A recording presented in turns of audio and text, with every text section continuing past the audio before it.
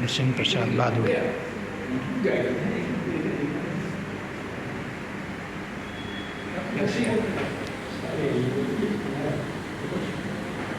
No विद्यते प्रवक्षे त्वरिदमराय कुञ्जावतं शबरिक्षयसन्निधाय वर्णस्रवे पवने प्रविशानवे लक्ष्मश्रे निरुपवे पशुपांगया और आराध्य देवता श्री महा काले रखा हुआ मैंने चार कारणों में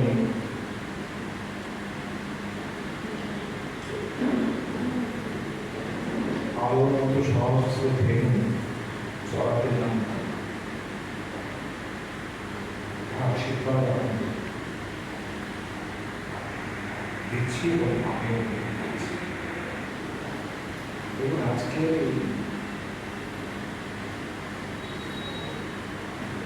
चित्र प्रदर्शनी प्रथम में যেগুলো বেশি একটা বড় হয়েছে তার ভাব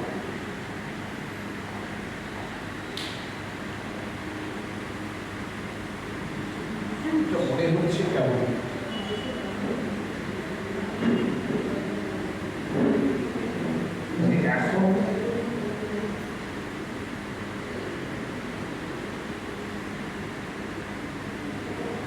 এখন যেন কি একটা অন্তরক সবাই মধ্যে চলছে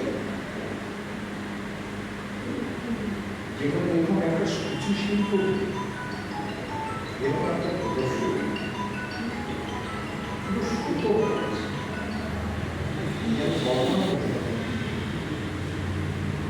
এবং সেটা আমার যেরকম অবস্থা এই চিত্রশিল্পী তিনি ছবিগুলো রেখেছেন দেখা একই অবস্থা।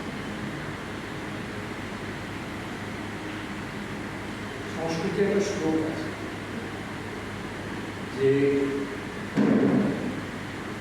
কিং কৈশন্তি বক্তা শ্রোতাজস্য নবে, বলার লোকেরা যারা বক্তা তারা কি করবে তিনি কোনো শ্রোতা নেই। এই যে ভেরি ফিউ আপনারা বসে আছেন, একটা উপমা দিয়েছে, উপমাটা ভালো নয় কিন্তু ভীষণ ভালো। উপমা দিচ্ছেন আপনারাও ব্যবহার করতে পারবেন সবাই। উপমা দিচ্ছেন এই যে নগ্নক স্বপনাকে দেশে রজকক কি করিস, যে দেশের লোকেরা ন্যান্ত থাকে সেখানে ধোপা কত কাপড় আছে, তার কাছে কাপড় আসে। এই ছবিগুলো দেখালো আমি কটা মানুষকে উদ্দেশ্য করে বলছি এই কথা। এটাই হচ্ছে এই সময়ে হন্তারক সময়ের মধ্যে দিয়ে আমরা চলেছি। এটা তার এখানে আর্ট, কবিতা, সাহিত্য এই জায়গাগুলো হচ্ছে চরমভাবে অবহেলিত। শুধু সাহিত্য, কবিতা এবং এই চিত্র। আপনি যদি আজকে একটা ভালো প্রবন্ধ লিখেন, তাহলে যাকে রাজেন্দ্র লাল তিনি একটা প্রবন্ধ লিখুন না, যে স্ট্যাচারের এই প্রবন্ধ একটা লিখেছেন, যে স্ট্যাচারের নোটিসেস অফ সংস্কৃত ম্যানুস্ক্রিপ্ট এই পরিমাণ, যেখানে শুধু কোথায় কোথায় গেছেন সেই সব ম্যানুস্ক্রিপ্টগুলো পড়ে তার আগা এবং পেছন শুধু দেওয়া আছে। তার জন্য তাকে পুরো ম্যানুস্ক্রিপ্টটা পড়তে হয়েছে যে এই বিষয়টা কি। নোটিসেস অফ সংস্কৃত হাজার হাজার, এটা রাজেন্দ্র লাল লিখেছেন। এখন কে দেখছে? একটা লোক আছে, আপনি এশিয়াটিক সোসাইটি একটা লোক আছে, আমরাও তো সব দেখেছি। পাঁচা করে কিনে নিয়ে গেছিলাম, সেগুলো রাখতে পারিনি, কেননা ছেড়ে দিয়েছি। এই বই এশিয়াটিক সোসাইটি নিয়ে গেছিলাম এবং দুঃখ পরিশ্রমী কাজগুলো করে নিয়ে গেছেন তিনি। আমি এক একটা ম্যানুস্ক্রিপ্টের এই নোটিস আমি কিনেছিলাম খুব হাই 10 টাকা, এক একটা বই 10 টাকা মূল্য হচ্ছে। এবং এখন কেউ কেউ দেখো এশিয়াটিক সোসাইটির ম্যানুস্ক্রিপ্ট পড়ে গেছে, দাদা লোক আছে যারা এডিট করছেন তারা খুব অত্যন্ত নিম্নমানের, তারা জানেন এই হচ্ছে সেখানে এই সুচিশীল সুতো দিয়ে বয়ান দেখুন চিত্র।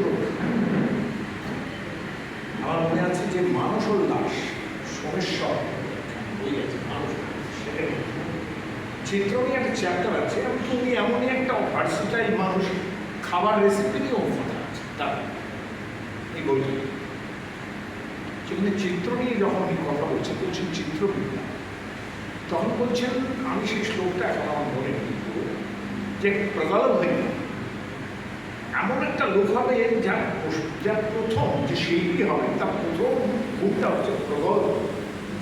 প্রগল্ভ মানে কিন্তু আমরা খুব একটু একটু খারাপ হতে গেলাম, ইচ্ছাটা টাইপের এরকম একটা ব্যবহার করবে। প্রগল্ভ প্রগল্ভ মানে যা চারদিকে খেয়াল আছে এবং হেভি মিট আছে। দেখুন চিত্রশিল্পী যিনি হবে কিংবা গান যিনি বলবে, তাকে কিন্তু মানে প্রতিনিয়ত একটা জায়গা থাকে যা যেখানে তুমি নিজের কাজ আগে দেখা, এইটা তার একটা দায়। কোন জায়গায় ঠিক তার মুরগিটা লাগানো কি বা কোথায় তার নিজস্বতা সেইটা এই যে চায় এই লোকটাকে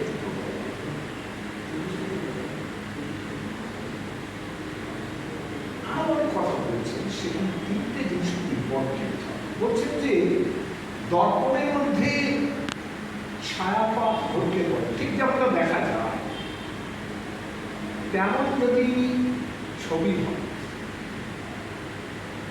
তাহলে সেটাকে বলে বৃদ্ধচিত্র। বৃদ্ধচিত্র মানে আপনার যে প্রতিবিম্ব পাত ঘটছে ঠিক সেটাই আপনি দেখছেন। এরকম চিত্র হতে পারে, যাকে আমরা বলি যে একদম যা আছে ফটোগ্রাফির চিত্রটা, পোর্ট্রেট আছে।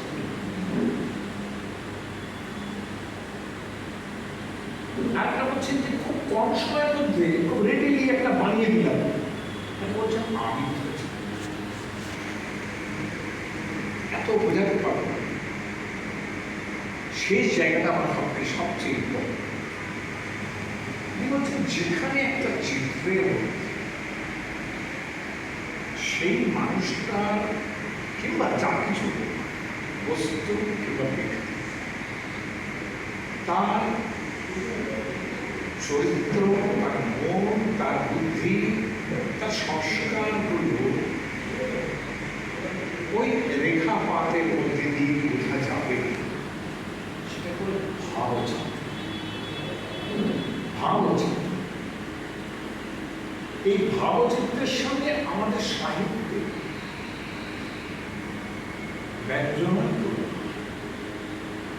ব্যঞ্জনা মানে সাজেশন, এটা বলে খুব অর্থ। ব্যঞ্জনা মানে উত্তরোত্তর আপনার শব্দের ডোজ বাড়ানো। শব্দের ডোজ বাড়ানো মানে হচ্ছে শব্দের শক্তি বাড়ানো। ঠিক চিত্রের মধ্যে পোর্ট্রেট থেকে আরম্ভ করে আস্তে আস্তে যখন সেই ভাবচিত্রে যায়, সে কিন্তু তার শক্তি বাড়াচ্ছে। শব্দের শক্তি বাড়ানোর কল্পনা থেকেই কিন্তু এটা বলতে পারি যে ভাবচিত্র শব্দের শক্তি। আমি ধরুন বললাম যে গরু ঘাস খাচ্ছে, কোনো সমস্যা নেই।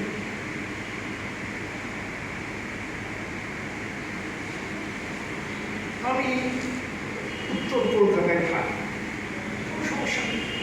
উত্তর কলকাতা থাকি মানে উত্তর কলকাতায় থাকি, এটি মানে কিন্তু আপনি খেয়াল করেন না কিন্তু যে মুহূর্তে আপনি বলেন, যেমন আমারই হয়েছিল, আমি আমার স্কুল ছেড়ে মানে কি হয় সেই সব যন্ত্রণার কথা তো বলা উচিত নয়, মানে যারা একটা স্কুলে পড়ে তারপরে সেই স্কুলে ফেল করার পর তারপরে যখন ডাক্তারটা গিয়ে দাঁড়িয়ে দেয়, তারপর আরেকটা স্কুলের টেস্ট পরীক্ষা দিয়ে যখন ঢুকতে হয়, তখন যখন ক্লাসে যাওয়া যায়, তখন সেই নতুন ছেলেকে সবাইকে খুব খুব একেবারে অজুহাত করে তাকে বসায় পাঠায়।